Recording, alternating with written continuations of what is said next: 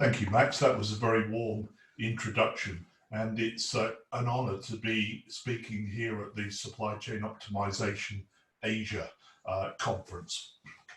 Many of my fellow speakers, of course, are talking about specific topics around supply chain optimization. I'm taking a slightly different tack, and I'm going to talk about how mergers and acquisitions can be a low-risk growth strategy for business, and how that can also present opportunities for greater supply chain optimization. About 25 minutes in total, and I'll encourage you to, if you've got any questions, please note them at the bottom of the screen and send them, and we will try our best to respond to those as we go. There will be an M&A, question and answer session at the end of this, so please, happy to respond to any questions you've got. So let's kick off as to why you would choose mergers and acquisition as a growth strategy. Start with, my view is that almost any business today cannot continue to grow through organic means alone. And that's a given. Secondly, right now, despite the coronavirus issue, the global economy conditions are pretty good, and capital is at an all-time low. So there's great opportunity there for companies to make acquisitions. And just to make a point, the packaging industry alone brought $780 million worth of acquisition activity to the market in February alone. So what are the reasons? Why would you make acquisitions? Well, as you can see from this list, it gives you the opportunity to grow your customer base or enter new markets. By growing and scaling your business, you improve your brand image and your competitive position. In many cases, it gives you the opportunity to acquire new products and services, and therefore cross-sell and upsell those services, not just to your own customers, but to the customers that you've acquired as part of the acquisition. Clearly, the larger businesses then gives you opportunity for operational efficiencies and reduced operating costs. And the other thing is that larger scale often presents increased opportunity for innovation, automation, and the use of technology. Overall, if there's clear management commitment to a merger or acquisition, and you adopt a simple, measured approach, there's no reason why you shouldn't be using M&A as a low-risk strategy for your business growth.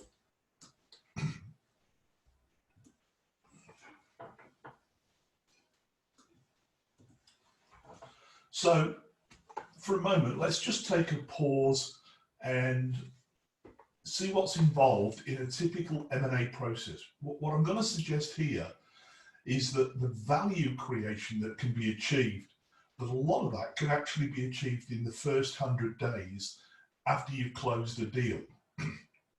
And the ongoing value creation and business continuity is then an achievement that you can put on the plan in about 6 to 12 months from deal close. As you can see on this page here, if you look at a typical merger and acquisition timeline, the actual process of deciding who you're going to acquire, going through the legal and financial processes, etc., that normally takes somewhere between 10 to 14 weeks, as you'll see on the chart. And at that point, you're normally ready for what we call due diligence, the point where both companies decide to release information so that you can be clear about what you're buying, and you can do some deep analysis of the business. And that normally leads to final agreements, and you close and sign a contract, and you're now the proud owner of two businesses. And we're looking at about 20 weeks for that process.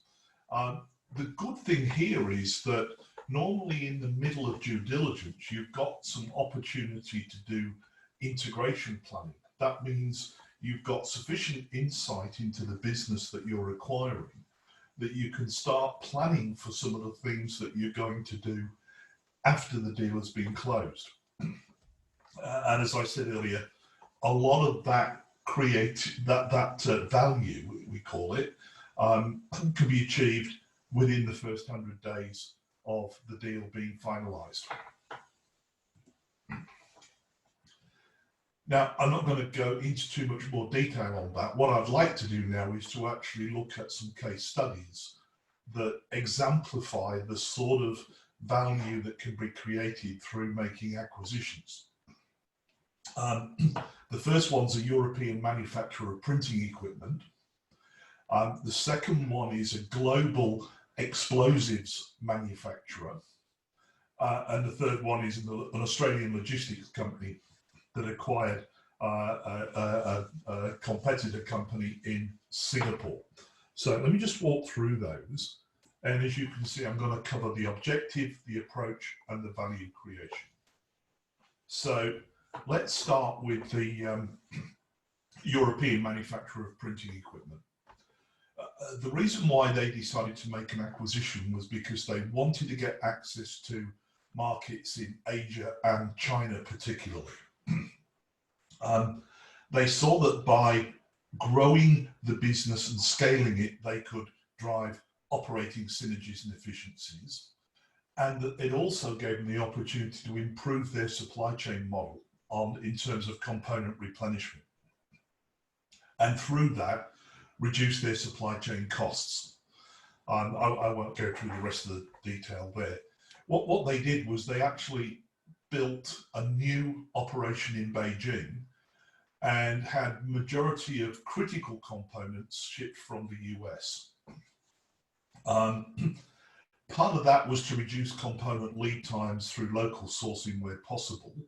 And of course, the factory in Beijing allowed them to drive further global economies and efficiencies. The actual operational capacity then allowed them to improve their model for global supply chain replenishment.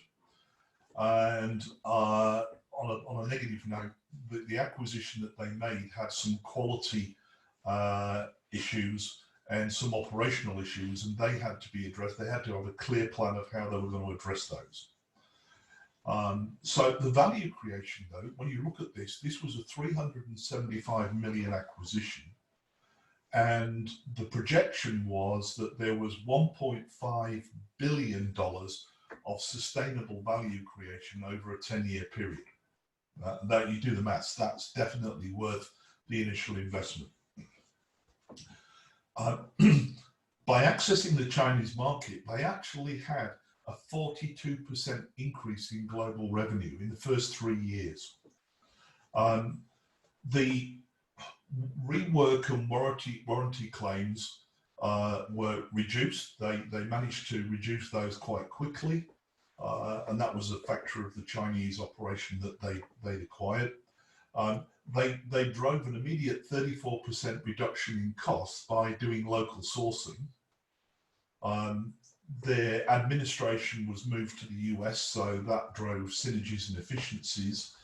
And the one negative I'll say is that the first year of correcting the challenges actually almost went backwards because they made the mistake of sending US senior management to oversee the Beijing operations, and that clearly did not work. They recognized that fairly quickly and corrected it, and there's now Chinese management in place and everything's returned to normal. In this second example, this was at the explosives. So it's a global explosives manufacturer, $5.5 billion business. And as you can see, they made a small acquisition of $30 million. And it was a technology company here in Australia that produced ground penetrating radar. Now, the reason why they wanted to do this was because their core products, that was explosives, were facing significantly increased competition from Asia. They were also suffering from significantly reduced margins. The product had almost become commoditized. So that they were wanting to make sure that they could value add to the product.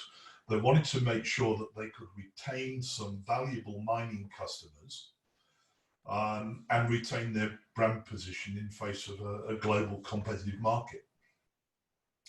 So the way they did this was they acquired this technology company, and the way it works is that ground penetrating radar can help you understand where best to place explosives before you blow the rock face.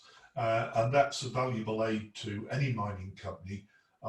It allows them to be much more efficient. And the safety aspect that is value add is that when the explosive has been detonated, you then do a second penetrating radar search before you send in people and equipment. And the purpose of that is to confirm that the rock face is stable and secure, and that it's safe to send people into the exploded area. Now, the approach they took was that they combined the explosives and the radar penetration services pretty quickly. They redefined the value proposition. They brought the entire $30 million business into corporate HQ, and part of that was to ensure that both sales teams worked closely together. And I will say, as you can see on this slide, one of the early challenges that threw up was that the owning sales team, the corporate sales team, was started acting like 700-pound gorillas to the smaller technology company, and the company had to act quickly to step on that and stop that cultural challenge. And that they had a clear plan to maximize revenue from a combined technology and commodity sale within the first 12 to 18 months. Now, in this case, $30 million acquisition and greater than $100 million of value creation across 5 years. Now, in this case, this was a classic where bringing the technology and the commodity product together gave you immediate opportunity to upsell existing customers and cross-sell to other customers that have been acquired. It meant that they added additional value add to their customers, and therefore it became more difficult for competitors to position against them. And it also gave them the ability to attract new customers, because they were now offering a much wider capability and service to the marketplace. And whilst it's not their core focus, they also realized that the ground penetrating radar had applications in various other industries that they currently weren't selling into. And so this acquisition gave them the opportunity to do that as well. In the third case, this was an Australian logistics company. They acquired a temperature-controlled logistics operation out of Singapore.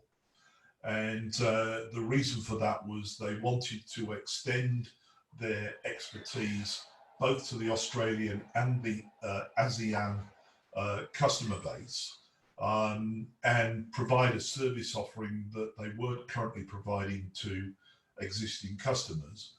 And they wanted to reduce their overall operating costs, procurement efficiencies, and so on. The approach taken was that they added the temperature control freight services to their existing service offerings. They centralized all the management and administration in one place, and they commenced a program of cross-sell and upsell to existing and newly acquired customers. One of the key things that took place early was to rationalise warehousing operations across ANZ and ASEAN, and that obviously delivered both some efficiencies and some cost reductions. And they then started to negotiate better contracts on fuel, vehicle hire, and all of those sort of things, and to maximise cross-operation of the truck fleets on both sides of the equation. From their point of view, 400 million of sustainable revenue in 2 to 4 years. There was an immediate revenue increase by adding additional services to the newly acquired customer base. In the short term, cross-sell and upsell opportunity presented some quite valuable and quite profitable business opportunity. And the warehouse reorganisation and the negotiation of new contracts reduced operating costs overall. And they actually had quite a lot of success with improving their fleet utilisation through the cross-operation and the sharing of assets across both businesses. So those are the three examples of how companies have clearly driven significant value and growth from using acquisition as a strategic growth mechanism. And what I hope I've shown is that if you approach this in a step-by-step way and you plan how you're going to execute on that acquisition, then there are some significant rewards for those companies that want to do so. What I've tried to do here in closing is just put 10 tips and techniques that you might want to consider.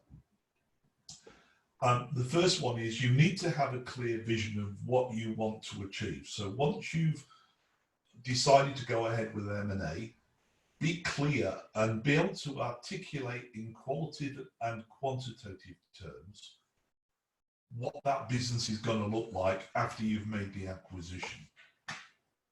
And during the due diligence, pay attention to the financial, legal, and operational issues that you can get access to.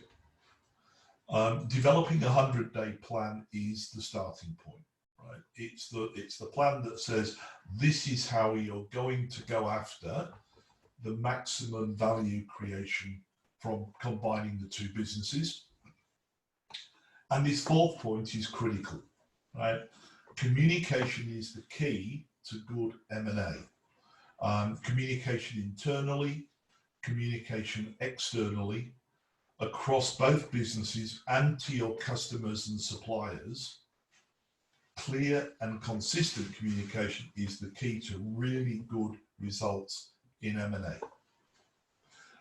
The other mistake some companies make is they say, oh, well, my leadership team can focus on dealing with that acquisition.